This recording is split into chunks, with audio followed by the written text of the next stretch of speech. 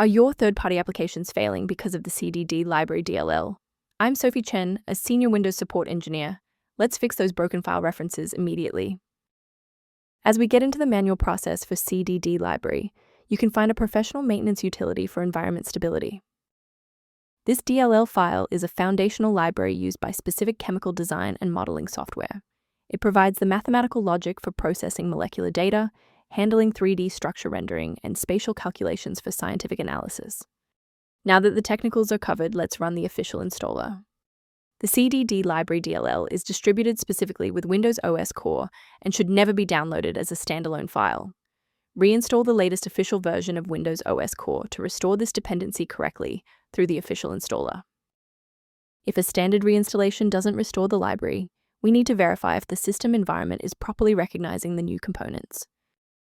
A full system restart ensures that no background processes are currently locking the Cdd library file. A fresh boot allows Windows to reinitialize its library map from a clean state. Take a second to bookmark this page or hit the like button before restarting. That way, you can easily resume this guide once your system has finished rebooting. Before we finish, let's go over the professional protocol for sourcing essential system libraries.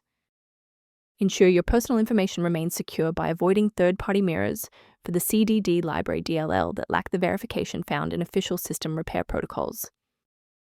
Rather than managing individual dependencies, a comprehensive diagnostic can help you maintain the entire software environment. To improve configuration awareness, the official maintenance resource linked below includes the Cdd library-related documentation.